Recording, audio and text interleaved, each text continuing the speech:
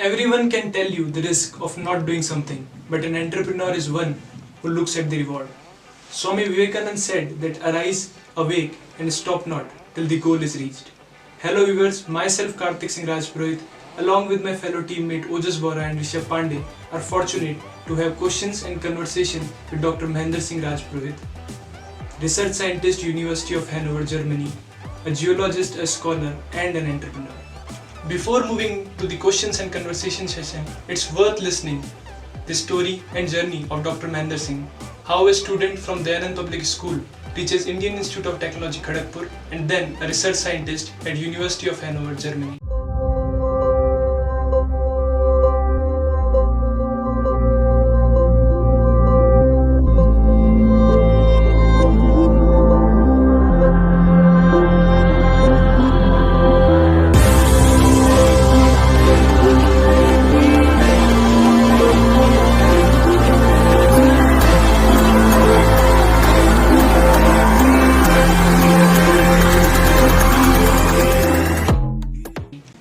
Firstly, we are thankful to you for sparing your valuable time with us.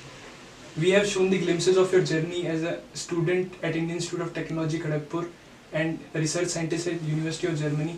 But coming to the main content for which we have gathered here is that we want to know about this startup, as your startup is a mixology of education as well as traveling as well as social work for improvement crop production of farmers. So please let us brief us about that. Thank you so much, Karthik, for having me on your show, and I'd like to thank you and your team for this wonderful efforts. I'm pretty sure that the efforts you guys are putting towards education excellence, your school and your team, I'm sure that you get very good fruit of that. So good luck for that. And about the journey was as all journeys are incredible, was mine too.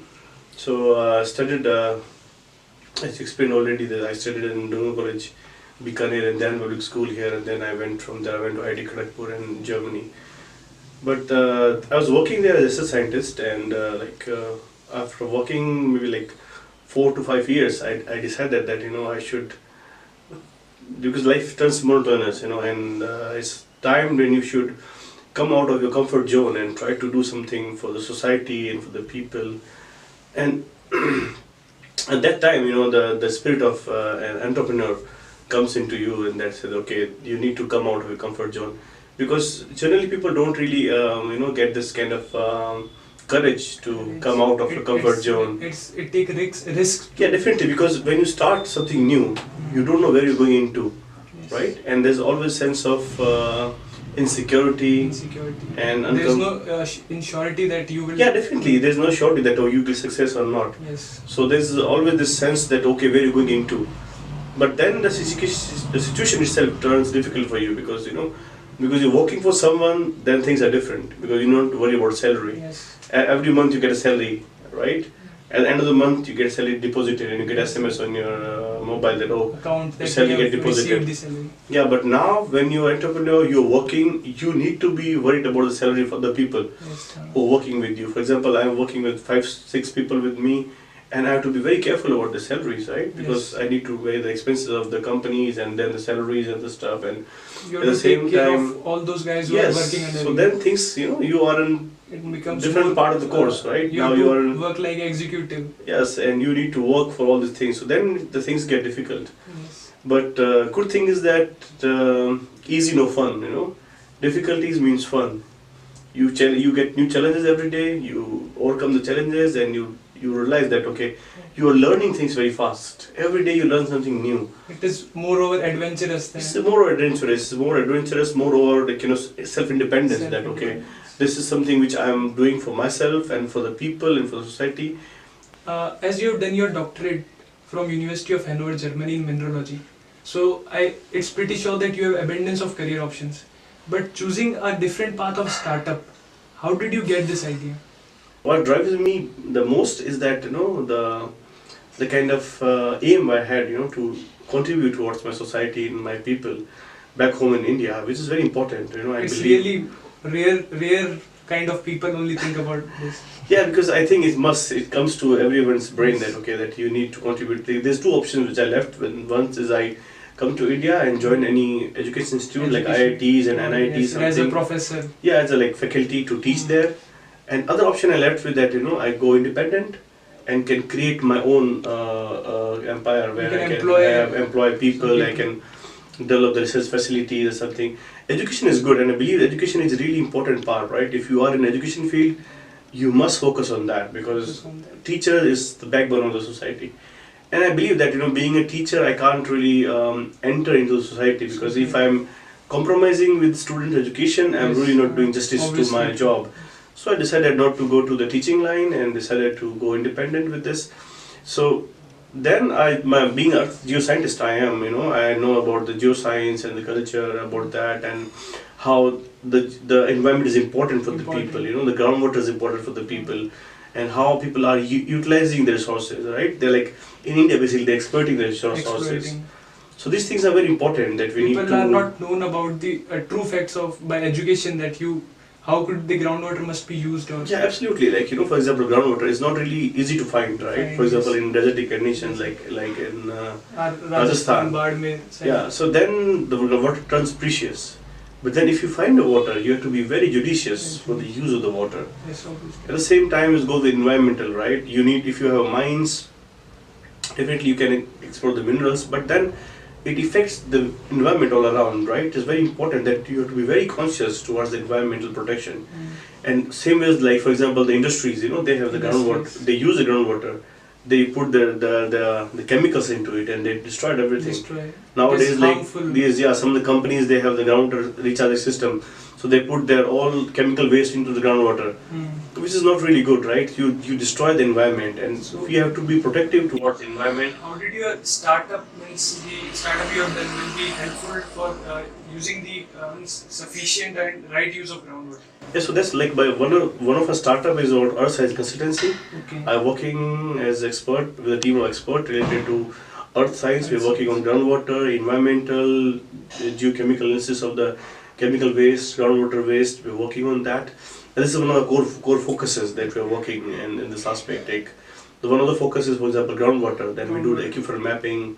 Like, the farmers are already poor and they don't know how to utilize the correct, yes. For example, sources.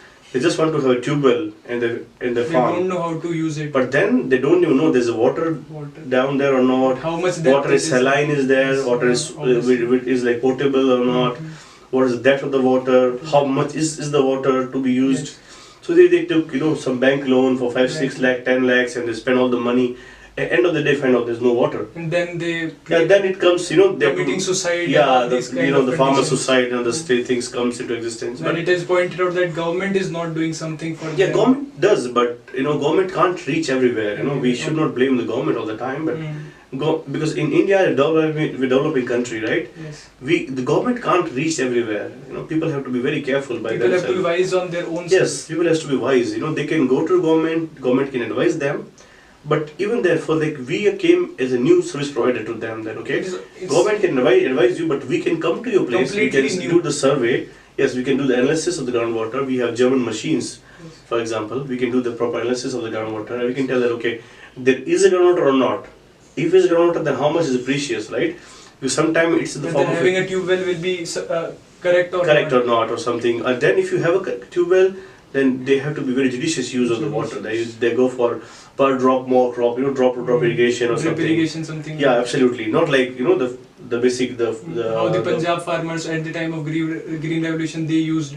Yeah, so that's the new technology to be driven in, right, in future. So that's our concept. Your startup is completely something new or rare for the farmers, right? Farmers are not that much educated who don't have that big farmhouses. Yeah. So how do they react on that when you go and brief them about all this? Yeah, surprisingly, half of them don't even know about that, right? Obviously, we were also not known about that. How education could be used in this purpose in India. So for them, it's just like the old mythology, the stereotype, the way they explore the groundwater, and they don't even know about the drip irrigation, and even if the water is contaminated with some chemical, like for example fluoride and arsenic or something.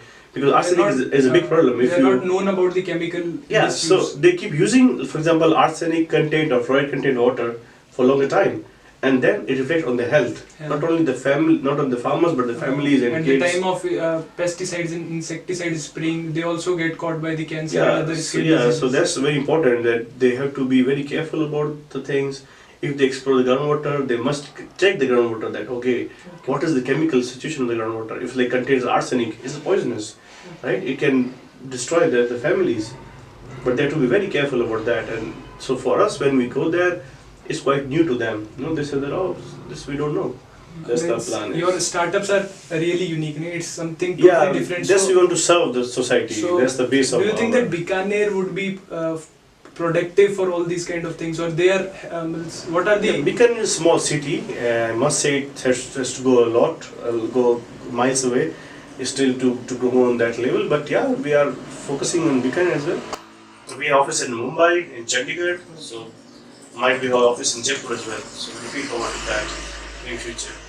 Bikaner has a potential, right? They're good people. Once the day come when Bikaner will be Hopefully. useful. Yeah, I'm pretty looking forward, optimistic for that. That the one day the Bikaneris will be like more than rich in this system and they understand it, right? So we are really thankful to you for sparing your valuable and precious words of wisdom with us. So viewers, this was Dr. Mahendra Singh, research scientist, University of Hanover, Germany, and an entrepreneur. So I, Karthik Singh Rajpurohit, along with my fellow teammate Ojas Bora and Rishabh Pandey, take your leave. Thank you.